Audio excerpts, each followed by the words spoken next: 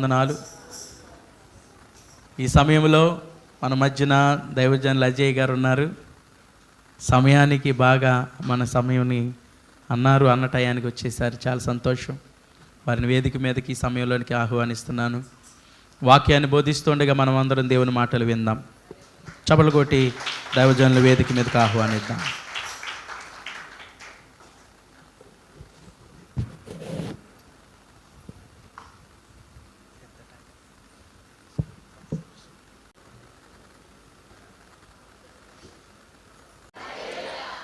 గట్టిగా చెప్దామంటే హల్లెలూయా.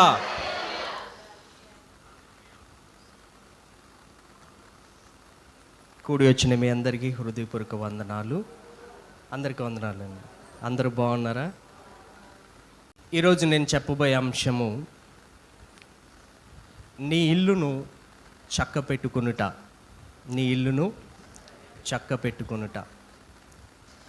ఈ మాట ఎవరితో పలికారో బహుశా మీకు ఇప్పటికే అర్థమైపోయి ఉండొచ్చు.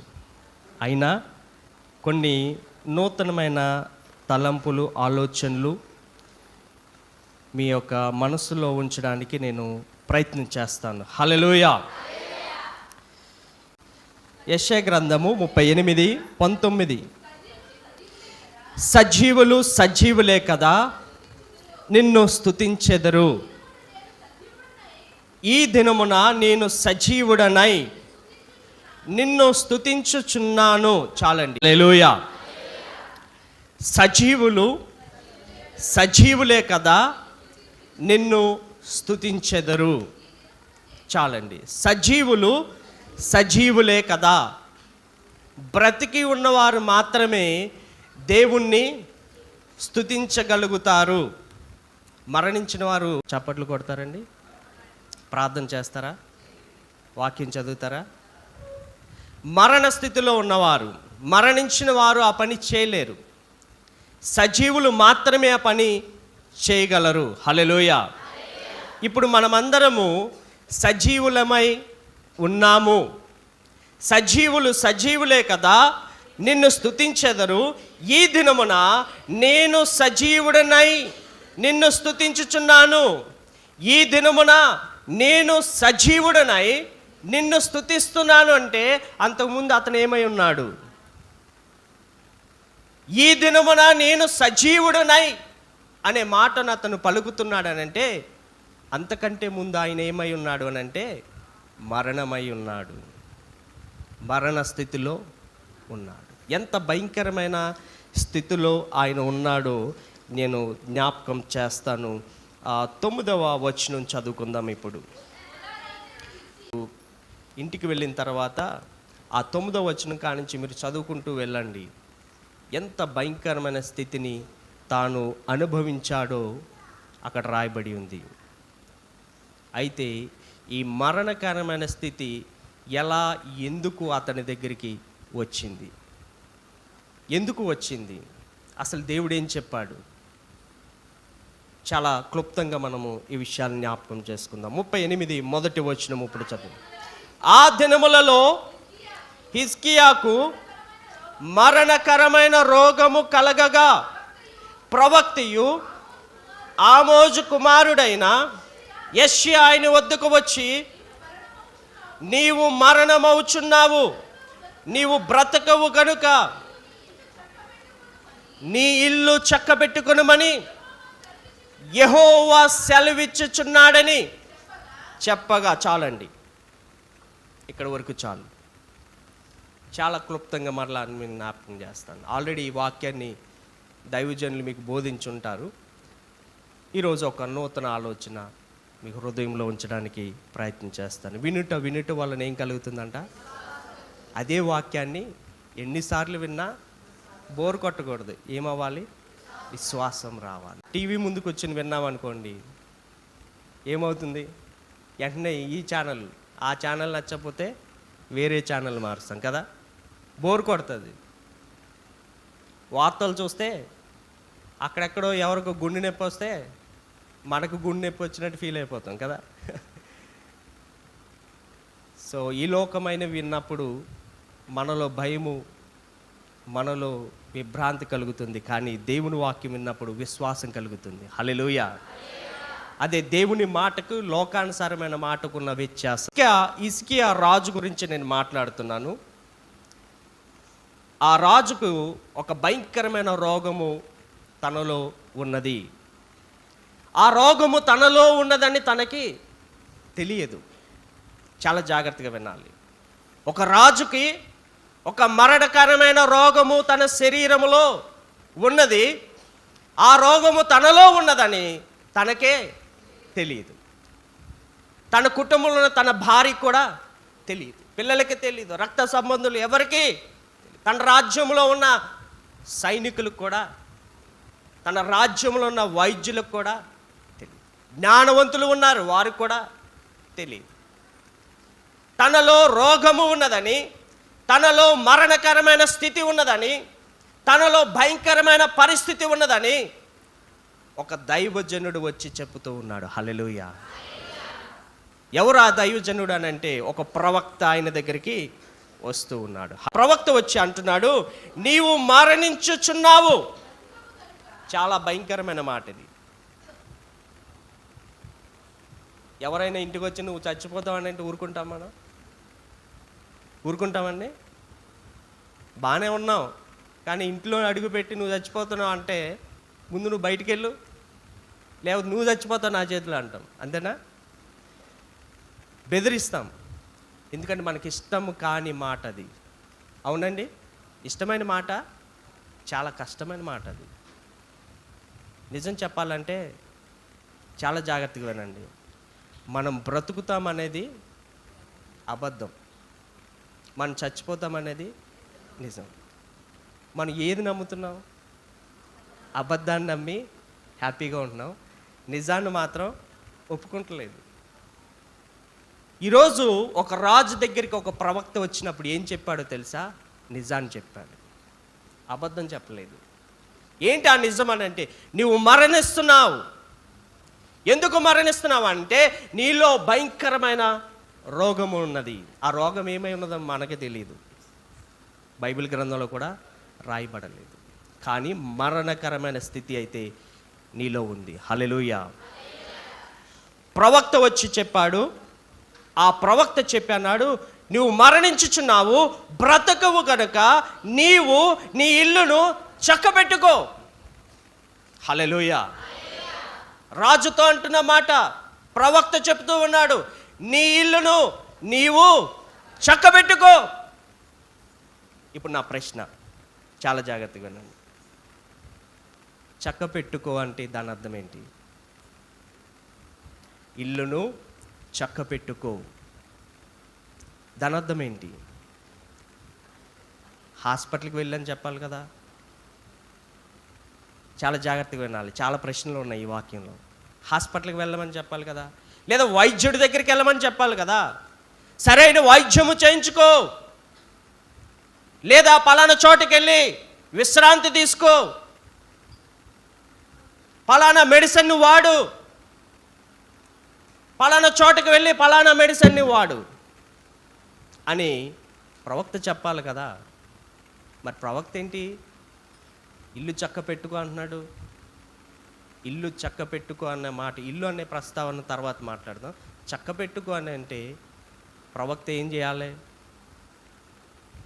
ఇల్లుని చక్క పెట్టుకో అని అంటే ఏం చేయాలి ప్రవక్త?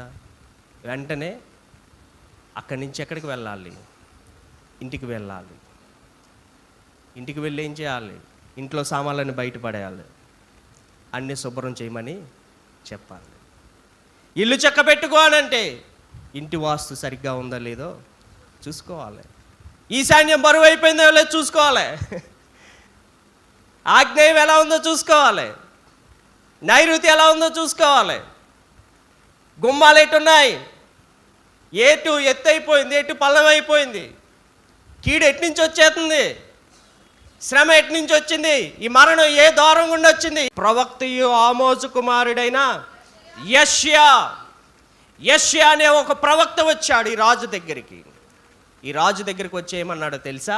చాలా జాగ్రత్తగా విందాము. ఇప్పుడు హిజ్కియా రాజు పరీక్షించుకోవాలి. ఇల్లు చక్కబెట్టుకో అంటే హిజ్కియా రాజు ఇంటికి వెళ్ళి ఇవన్నీ చేయలేదు. ఇవన్నీ చేశాడని చెప్పట్లేదండి, ఇవన్నీ చేయలేదు, ఆయన చేయలేదు. ఇల్లు చక్క పెట్టుకోనంటే ఇంటికి వెళ్ళిపోయి, అమ్మా నేను చచ్చిపోతున్నా అంట, ప్రవక్త చెప్పాడు కనుక నువ్వేం చేస్తావంటే పిల్లల్ని హాస్టల్ వేసాయి, వాళ్ళ ఫీజులు నేను కట్టేస్తాను, ఇక నేను ఉన్నాను కాబట్టి మొత్తం వాళ్ళు ప్రయోజకులు అయ్యే వరకు మొత్తం ఫీజు ఇప్పుడే కట్టేస్తాను, నీకు కావాల్సిన కిరాణా సామాను వంట సామాను అంతా కూడా నేను సమకూర్చేస్తాను, ధాన్యాన్ని ధనమును సమస్తం మీ కొరకు సిద్ధపరుస్తాను, ఏమేమి కావాలో లిస్ట్ అని అమ్మగారిని అడగలేదు ఆయన. ఇల్లు చక్క పెట్టుకో అనే మాటను ఈ విధమైన పనుల్లోనికి ఆయన నిమగ్నం అవ్వలేదు. చాలా జాగ్రత్తగా ఆలోచించండి. ఎందుకు ఈ మాట నేను పదే పదే నొక్కి చెప్తున్నానంటే, ఒక ప్రవక్త వచ్చాడు ఒక రాజు దగ్గరికి. హల్లెలూయా. రాజు మరణకరమైన స్థితిలో ఉన్నాడు, ప్రవక్త హెచ్చరించడానికి వచ్చాడు. హల్లెలూయా. దైవజనుడు హెచ్చరించేవాడు, అది ఆశీర్వాదమైన శాపమైన మరణమైన సేవకుడు హెచ్చరించేవాడే. హల్లెలూయా. రాజు ఏమవ్వాలి అని అంటే, నాకు హిజ్కియా రాజు విషయంలో ఆ వ్యక్తిగతమైన జీవితాన్ని నేను చదువుతున్నప్పుడు ఆ రాజు చక్క పెట్టుకో అనే మాటను గ్రహించగలిగాడు. ఒక విశ్వాసి, ఒక బలమైన విశ్వాసి దేవుని వాక్కు ప్రత్యక్షమైనప్పుడు దాన్ని గ్రహించగలిగిన స్థితి ఉండాలి. హల్లెలూయా. ఆ బలమైన విశ్వాసం అతనిలో ఉండాలి. దేవుని వాక్కు వచ్చినప్పుడు మనం గ్రహించలేని స్థితి అయితే ఆ వాక్యేంటో మనకి అర్థం కాదు. ఇల్లు చక్కబెట్టుకో అనే మాటను హిజ్కియా చాలా జాగ్రత్తగా అర్థం చేసుకున్నాడు. అందుకనే నేను చెప్పిన పనులన్నీ ఆయన చేయలేదు. ఇంటికి కలర్ వేయమనలేదు, ఇంట్లో సామాన్లన్నీ కడగమనలేదు, ఇంట్లో కీడు ఎక్కడుందో కనిపెట్టమనలేదు, వాస్తులు సరిగ్గా ఉన్నామని చూడమనలేదు, లేకపోతే ఇంట్లోనికి నేను ఉండను కాబట్టి ఇల్లు చక్క పెట్టుకోమన్నారు కాబట్టి చక్క పెట్టుకోవాల్సిన ఏమున్నాయని అన్నీ చక్క పెట్టేసి ఇంకా నేను రెడీ చచ్చిపోతానికి అని ఆయన సిద్ధపడలేదు. ఇల్లుని ఏ విధంగా చక్క పెట్టుకోవాలో గ్రహించగలిగాడు. ఎక్కడ గ్రహించగలిగాడు అనేదే ఈ వాక్యంలో చాలా ప్రాముఖ్యమైనది. నీ ఇల్లుని చక్క పెట్టుకోమని యెహోవా సెలవిచ్చుచున్నాడని చెప్పగా అంటే ఆ మాటలు ఇంకా పూర్తి కాలేదు. ప్రవక్త చెబుతూ ఉన్నాడు. చెప్పగా అతడు తన ముఖమును గోడ తట్టు తిప్పుకొని, యెహోవా యథార్థ హృదయుడనై సత్యముతో నీ సన్నిధిని నేనెట్లు నడుచుకుంటునో నీ దృష్టికి అనుకూలముగా సమస్తము నేను ఎట్లు జరిగించుతునో. చాలండి, చాలా విషయాలు నేను జ్ఞాపకం చేయాలి ఇక్కడ. అతడు తన ముఖమును గోడ తట్టు త్రిప్పుకొని, ఎక్కడికి వెళ్ళలేదు ఆయన. యెహోవా వాక్కు ప్రత్యక్షమై నీళ్లు చక్కబెట్టుకో అని అంటే ఆ ముఖం ఎటు తిప్పాడంట? గోడ తట్టు తిప్పాడు. ఇప్పుడు నేను చక్క పెట్టుకో అనే విషయంలో ఇవి కాదు అని చెప్పాను, అర్థమైంది కదండి? ఏవి ఇహలోక సంబంధమైనవి కావని చెప్పాను. మరి ఏ సంబంధమైనవో తెలుసుకోవాలి కదా. మరి ఈ ప్రవక్త ఏ సంబంధమైనవని తెలుసుకున్నాడు? పరలోక సంబంధమైనవి. చదువుకుందాం. ఇప్పుడు మనకు అర్థం కావాల్సింది ఏంటో తెలుసా అండి? ఇల్లు అంటే ఏంటి? హల్లెలూయా. ఇల్లు అంటే ఏంటనేది మనకు తెలియాలి. ఆ ఇల్లు ఎవరు? చదువుదాం. హెబ్రీయులకు రాసిన పత్రిక 3వ అధ్యాయము 2వ వచనం కాని చదువుతాం. దేవుని ఇల్లంతటిలో మోషే నమ్మకముగా ఉండినట్లు నమ్మకముగా ఉండెను. ప్రతి ఇల్లును ఎవడైనను ఒకని చేత కట్టబడెను, సమస్తమును కట్టినవాడు దేవుడే. ఇల్లు గురించి ప్రస్తావన వస్తూ 6వ వచనం చదవండి, త్వరగా వెళ్ళిపోదాం. అయితే క్రీస్తు కుమారుడై ఉండి ఆయన ఇంటి మీద నమ్మకంగా ఉన్నాడు. చాలా జాగ్రత్తగా వినండి, అండర్లైన్ చేసుకోండి. ధైర్యమును నిరీక్షణ వలని ఉత్సాహమును తుదమట్టుకు స్థిరముగా చేపట్టిన ఎడల మనమే ఆయన ఇల్లు. మళ్ళీ చదవండి, మనమే ఆయన ఇల్లు. హల్లెలూయా. రాజు దగ్గరికి యెషయా ప్రవక్త వచ్చి ఒక మాట చెప్తూ ఉన్నాడు. ఏంటి ఆ మాట? నీవు మరణిస్తావు, నువ్వు బ్రతకవు, నీ ఇల్లును చక్కబెట్టుకో. హల్లెలూయా. ఆ ఇల్లు ఏమై ఉన్నదో ఎవరు గ్రహించారు? హిజ్కియా రాజు. ఆ ఇల్లు ఎవరు? ఇప్పుడు చెప్పండి, ఆ ఇల్లు ఎవరు? హిజ్కియా రాజే. 4 గోడలతో కట్టబడిన ఇల్లు మనం కట్టుకున్నది. ఆ ఇంట్లో దేవుడు ఉన్నాడా? 4 గోడలతో ఇటు కట్టిన ఇంట్లో దేవుడు ఉన్నాడా? చెప్పండి, దేవుడు ఉన్నాడా లేడా? గట్టిగా చెప్పాలి. లేడు. మరి ఎక్కడున్నాడు? మనలో ఉన్నాడు. ఎక్కడ సమాధానం ఇచ్చారు మీరు? మనలో ఉన్నాడు. మనమే ఆయన ఇల్లు. ఎవరు ఇల్లు అంటే దేవుని ఇల్లు. మనమే దేవుని ఇల్లు. మనం ఎక్కడ ఉంటే అక్కడే ఆయన ఇల్లు. ఆలయం తర్వాత ముందు ఇల్లుగా మార్చబడాలి. ఇల్లుగా మారబడిన తర్వాతే మనం ఆలయముగా, అది 2వ లెవెల్. హల్లెలూయా. మొదటి లెవెల్ ఇల్లుగా అందుకనే దైవజనులు ఒకటి విశ్వాసులకి హెచ్చరించేది ఏంటో తెలుసా? అమ్మా జాగ్రత్త, నీ శరీర విషయంలో, నీ ఆత్మీయత విషయంలో. అయ్యా జాగ్రత్త అని ఎందుకు చెప్తారనంటే, నీ ఇల్లు ఎవరిది? దేవునిది. 4 గోడలతో కట్టిన ఇంట్లో దేవుడు లేడు. ఒక మూలల్ని కూడా లేడు. ఒక ప్రాంతానికి పరిమితమయ్యేవాడు కాదు. ఆయన నీ హృదయములో, నీ శరీరములో నివసించేవాడు. ఆయన ఇల్లే మన శరీరం. హిజ్కియా రాజు దగ్గరికి యెషయా ప్రవక్త వచ్చి చెప్పిన మాట ఏంటంటే, నీ ఇల్లుని చక్కబెట్టుకో అనగానే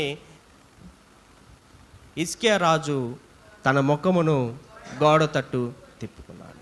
ఇప్పుడు ఏ విధంగా తన ఇల్లును చక్కబెడుతున్నాడో చూడండి. ఇల్లు అనగా హిజ్కియా రాజు యొక్క శరీరము. హల్లెలూయా. గోడ వైపు తిరిగాడు. ఏం చేస్తున్నాడంట? యెహోవా యథార్థ హృదయుడనై సత్యముతో నీ సన్నిధిని నేనెట్లు నడుచుకొంటినో. జ్ఞాపకం ఉంచుకోనండి. నీ సన్నిధిని నేను ఎట్లు నడుచుకొంటినో, సన్నిధిని నేను ఎట్లు నడుచుకొంటినో చక్కపరుస్తున్నాడు తన శరీరాన్ని. ఎవరైనా చెప్పగలరు ఈ మాట? ఈరోజు దేవుని సన్నిధానంలో కూర్చున్న మీరు, నీ సన్నిధానంలో నేను ఎలా నడిచానో ప్రభువా ఒకసారి జ్ఞాపకం చేసుకొని దేవునికే సవాలు విసరగలిగిన స్థితిలో ఎవరైనా ఉన్నారా? లేరు అని అంటే ఎక్కడో మనము తప్పిపోతున్నాం. దేవునికే చెప్పలేని స్థితిలో మనం ఉన్నాం. తన ఇల్లుని ఎలా చక్కబెడుతున్నాడంటే, ప్రభువా నేను ఎక్కడ తప్పిపోయాను, ఎక్కడ నా ఇల్లును పాడు చేసుకున్నాను ప్రభువా. గోడ తట్టు తిరిగి ఆయన ఏం చేస్తున్నాడంట? నీ సన్నిధానములో నేను ఎట్లు నడుచుకుంటునో. తర్వాత అంటాడు, నీ దృష్టికి అనుకూలముగా సమస్తము నేను ఎట్లు, దృష్టికి నేను ఎట్లు జరిగించుతునో, ఎట్లు నడుచుకుంటునో, ఎట్లు జరిగించుతునో జ్ఞాపకము చేసుకో అని ఏం చేశాడంట? కన్నీళ్లు విడిచుచు ప్రార్థన చే. యెషయా ప్రవక్త నీ ఇల్లు చక్కబెట్టుకో అంటే ఇంటికి పరిగెత్తలేదు ఆయన. ఇంటిలో ఉన్న భార్య దగ్గరికి వెళ్ళలేదు, పిల్లల దగ్గరికి వెళ్ళలేదు, వాస్తు చెప్పేవాడి దగ్గరికి పోలేదు, డాక్టర్ దగ్గరికి పోలేదు, ఎక్కడికి పరిగెత్తలేదు. కానీ అక్కడే నిలబడి గోడ తట్టు తిరిగి తాను గ్రహించాడు ఆ ఇల్లు ఏమై ఉన్నదో. హల్లెలూయా. ఆ ఇల్లే శరీరం అని జ్ఞాపకం చేసుకున్నాడు. తన శరీరం ఎక్కడో తప్పిపోయింది, ఎక్కడో పొరపాటు పడింది. దేవుని సన్నిధానంలో ఆత్మీయ స్థితిలో బలపడిన వ్యక్తి, ఎంత బలమైన వ్యక్తి అని అంటే దేవునికి జ్ఞాపకము చేసే అంత స్థితి కలిగిన వ్యక్తి. హన్నను ఆయన ఏం చేస్తున్నాడంట, కన్నీళ్లు విడుచుచు ప్రార్థన చేశాను. ఎలా చక్కబెడుతున్నాడండి ఇంటిని? కన్నీటితో ప్రార్థన చేసి. ఒకవేళ దేవుడు గనక ఇక్కడ ఉన్న వారిని హెచ్చరిస్తే కన్నీటితో ప్రార్థన చేసేవారుగా మీరు ఉండాలి. ఇంటిని ఎలా చక్కబెట్టాలో తెలుసా? కన్నీటిపరతమైన ప్రార్థనతో చక్కబెట్టు. లోకంలో విలువైనది ఏమైనా ఉన్నది అని అంటే అది నీ కన్నీరు చాలా విలువైనది. ఆమేన్. ఆ కన్నీరును వృధా చేయకూడదు. ఒకవేళ కన్నీరు కార్చాల్సిన స్థితి వస్తే అది దేవుని సన్నిధానంలో మోకరించి మాత్రమే. ఆమేన్. అలా కన్నీరు కార్చినప్పుడు ఆ కన్నీరు నీ ఇంటిని చక్కబెడుతుంది. నీ దేహంలో ఉన్న మరణకరమైన రోగము సహితము భయపడే స్థితిలోనికి తీసుకెళ్తుంది. మరణమే భయపడిపోతుంది. హల్లెలూయా. రోగమే భయపడిపోతుంది.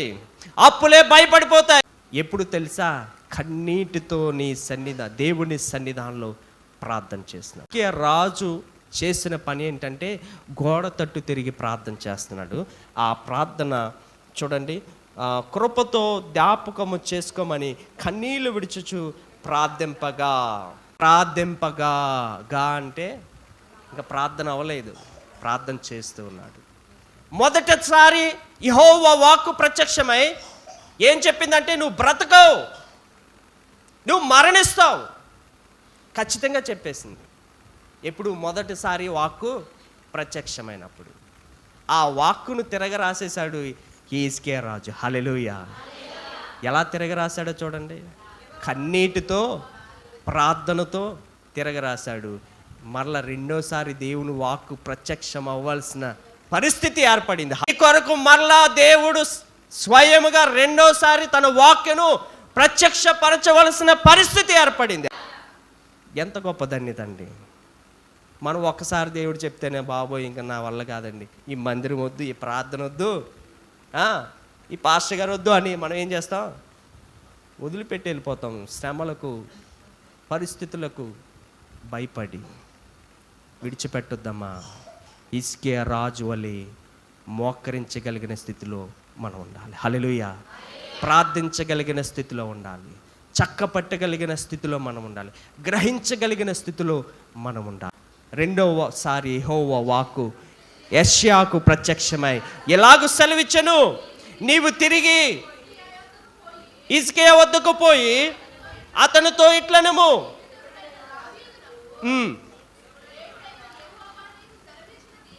ఏమనగా. హల్లెలూయా. ఎవరు చూసారంటండి? నీ కన్నీళ్లు విడిచుట దేవుడు చూశాడని చెప్పు. హల్లెలూయా. ఏ కన్నీళ్ళండి? ఎవరి కన్నీళ్ళు? హిజ్కియా రాజు యొక్క కన్నీళ్ళు. గోడ తట్టు తిరిగి మొక్కాళ్ళ మీద పడి ఏడుస్తూ ఉన్నాడు.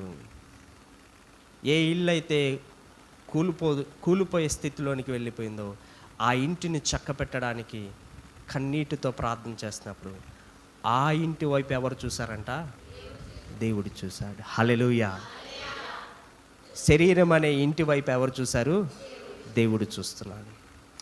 నీ కన్నీళ్లు విడుచుట నేను చూచితిని, నీ ప్రార్థన నేను అంగీకరించి తిని. చూచిన దేవుడు అంగీకరించాడంట. హల్లెలూయా.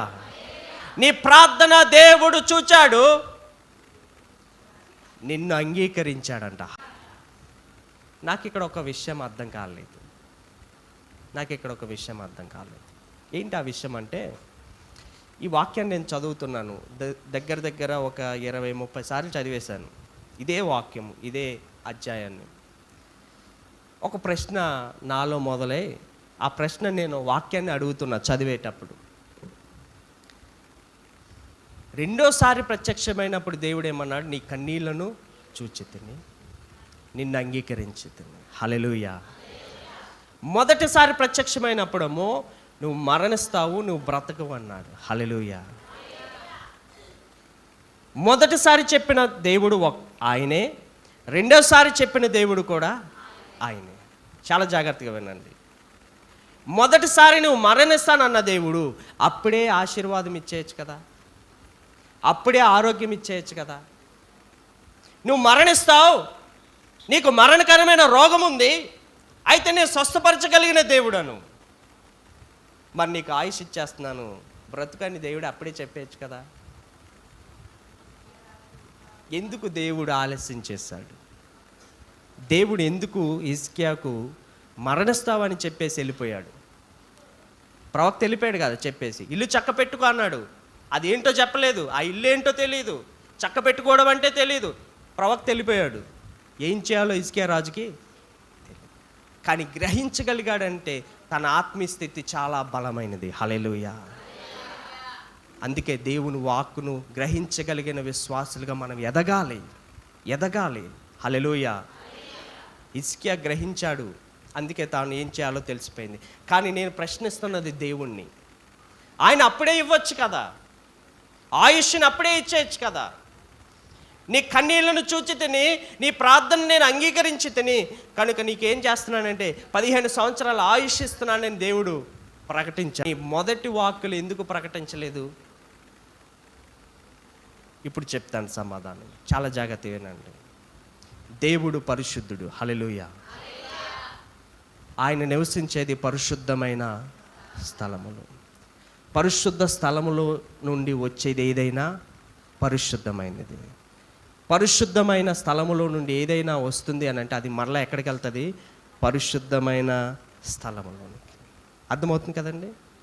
దేవుడు పరిశుద్ధుడు, ఆయన నివసించే స్థలము పరిశుద్ధమైనది. ఆయన దగ్గర నుండి వచ్చే ఏ ఆశీర్వాదమైనా అది పరిశుద్ధమైనది. హల్లెలూయా. ఆ పరిశుద్ధ సన్నిధిలో నుండి పరిశుద్ధమైన ఆశీర్వాదము ఈ శరీరంలోనికి రావాలంటే ఏమవ్వాలి? ఈ శరీరము పరిశుద్ధమైనదిగా ఉండాలి. హల్లెలూయా. అది కుటుంబమైనా, అది నీ వ్యాపారమైనా, అది ఏదైనప్పటికీ కూడా అది పరిశుద్ధమైనదిగా ఉండాలి. అది పరిశుద్ధముగా మార్చబడాలనంటే ఆ పరిశుద్ధత ఎవరిలోనికి రావాలి? ముందు ఆ ఇంట్లోకి రావాలి. ఆ ఇల్లు ఎవరు? హిజ్కియా. శరీరం అనే ఈ ఇంటిలో పరిశుద్ధత రావాలి.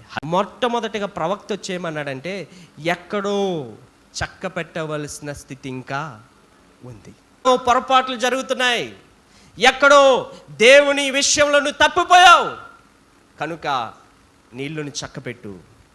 మరణకరమైన రోగం ఆల్రెడీ పొంచి ఉన్నది, నిన్ను పాతాళంలోనికి నెట్టేయడానికి సిద్ధపడుతుంది. వెంటనే ఆ స్థితి ఏంటో గమనించిన ఆ బలమైన విశ్వాసి, హల్లెలూయా. ఎందుకు విశ్వాసం అంటే మనమందరం విశ్వాసులం, మనందరికి పోల్చి చెప్తున్నాను. ఆ బలమైన విశ్వాసి గోడ తట్టు తిరిగి ప్రార్థనతో తన ఇల్లుని చక్కబెట్టేశాడు. హల్లెలూయా. ఇంటికి వెళ్ళలేదు, ఎక్కడికి వెళ్ళలేదు, ఉన్న స్థలములను మోకరించి కన్నీటితో తన ఇల్లుని చక్కబెట్టేసి దేవుని సన్నిధిని, దేవుని పరిశుద్ధతను తాను ఎక్కడ మోకరించాడో అక్కడికి తీసుకురాగలిగాడు. మరలా యెషయా ప్రవక్త వెళ్ళిపోయాడు ఇంటికి. వెళ్ళిపోయిన ఆ ప్రవక్తకు దేవుడు ప్రత్యక్షమే అన్నాడు, మళ్ళా వెళ్ళు అక్కడికి, పంపిస్తాడు, నీ కొరకే వస్తాడు. హల్లెలూయా. నువ్వు వెళ్ళాల్సిన అవసరం లేదు. మళ్ళా దైవజనుడు ప్రవక్త ఆ ఇంటి దగ్గరికి వచ్చాడు. హల్లెలూయా. చెప్తున్నాడు, దేవుడు నీ కన్నీళ్లను చూచాడు, నిన్ను అంగీకరించాడు, కనుక 15 సంవత్సరాల ఆయుష్ను నీకు ఇస్తున్నాడు. ఆశీర్వాదం పొందుకోవాలనుందా? అయితే నీ ఇల్లును చక్కబెట్టుకో. ఆశీర్వాదంలో ఉండాలనుకున్నావా? నీ ఇల్లును చక్కబెట్టుకో. ఆ ఇల్లు ఎవరై ఉన్నారు? నీవై ఉన్నావు. మొదటగా ఇల్లుగా మార్చబడాలి. ఇల్లుగా మార్చబడితే ఆటోమేటిక్గా మనం ఎలా మార్చబడతాం? దేవుని ఆలయముగా మార్చబడతాం. మనం ఏదో ఆషామాషిగా దేవుని ఆలయం అయిపోము. మన శరీరం దేవుని ఆలయం అవ్వాలనంటే ముందు ఇల్లుగా మార్చబడాలి, అప్పుడే దేవుని ఆలయం అవుతాం. ఈ రోజున నీ శరీరము, నీ జీవితము ఏమై ఉన్నదో దేవుడు స్పష్టంగా హెచ్చరిస్తూ ఉన్నాడు. ఎక్కడైనా చక్క పెట్టవలసిన పరిస్థితి ఉంటే ఈరోజే దేవుని మందిరంలో కన్నీటితో ప్రార్థన చేయండి. ఈ వ్రత దినములు, ఉపవాస దినములు ఎందుకో తెలుసా? ప్రార్థన చేయుటకు. హల్లెలూయా. ఆయన శ్రమలను జ్ఞాపకం చేసుకుంటాకు. ఎవరి శ్రమలు? దేవుని శ్రమ. ఆయన ఆశీర్వాదం, ఆ పరిశుద్ధతను ఆకాశం నుండి, పరిశుద్ధ స్థలములో నుండి, పరలోకం నుండి నీ కొరకు ఈ భూమి మీద ఏమైపోయాడు ఆయన? త్యాగపూరితమైనగా మా సిలువలో నీ కొరకు మరణించాడు. మరణించిన ఆయన నీ కొరకు తిరిగి లేచి గొప్ప ఆశీర్వాదాన్ని ఉంచేలా. ఆశీర్వాదాన్ని మనం పట్టుకోవాలి. ఆ ఆశీర్వాదంలో మనం ఉండాలంటే ఈ వ్రత దినములలో, ఈ ఉపవాస దినాలలో, ఈ శ్రమ దినాలలో మనం ఏం చేయాలి? ప్రార్థన చేయాలి. ప్రార్థన చేయడం అంటే ఏంటి? నీళ్ళను చక్కపరుచుకునేవాడు. ఏదో ఉపవాసం అంటే అన్నం మానేసి వచ్చి కూర్చుని కాసేపు కూర్చుని పలహారం తీసుకుని వెళ్ళిపోవడం కాదు. ఎక్కడ నేను తప్పిపోయాను ప్రభువా? ఎక్కడ నా కుటుంబం పతనం అయిపోతుంది? ఎక్కడ నా వ్యాపారం దెబ్బతింటూ ఉంది? ఎక్కడ నా చెరువులు పాడైపోతూ ఉన్నాయి? ఎక్కడ నేను తప్పిపోయాను ప్రభువా? ఎక్కడ నేను బలహీన స్థితిలో ఉన్నాను? చక్కపరుచుకోవలసిన స్థితి దేవుని ఆలయంలో ప్రతిదినం మనకు అనుగ్రహించాడు. హల్లెలూయా. మాకు ఆరాధన చేయడానికి ఇలాంటి మందిరము లేదు నాకు హైదరాబాద్లో. ఇలా మైకెడితే ఇక అయిపోయినట్టు నా పని. పరిస్థితులు బాగాలేదు అక్కడ. చాలా భయంకరమైన స్థలములో, భయంకరమైన ప్రాంతంలో పరిచర్య చేస్తున్నాను నేను. బైబిల్ పట్టుకుని కనిపిస్తే చంపేస్తానన్నారు నన్ను. అయినా నేను తిరుగుతున్నాను. దేవుని కాపుదలలో ఉన్నాను. హల్లెలూయా. కానీ దేవుడు మీకు చక్కటి మందిరాన్ని ఇచ్చాడు, చక్కటి దైవజనులు ఇచ్చాడు, చక్కటి ఆత్మీయ తల్లిని ఇచ్చాడు. చక్కగా అందరూ ఎంతో బలముగా బలపడుటకు చక్కటి కుటుంబంగా మీరు అందరూ ఉన్నారు. మీకు కావాలంటే అవసరమే కన్నీటితో దేవుని మందిరంలో విత్తుటకు సిద్ధపడదు. కన్నీటితో విత్తువాడు సంతోషమైన పంట కోయును. దేవుడు మిమ్మల్ని దీవించును గాక.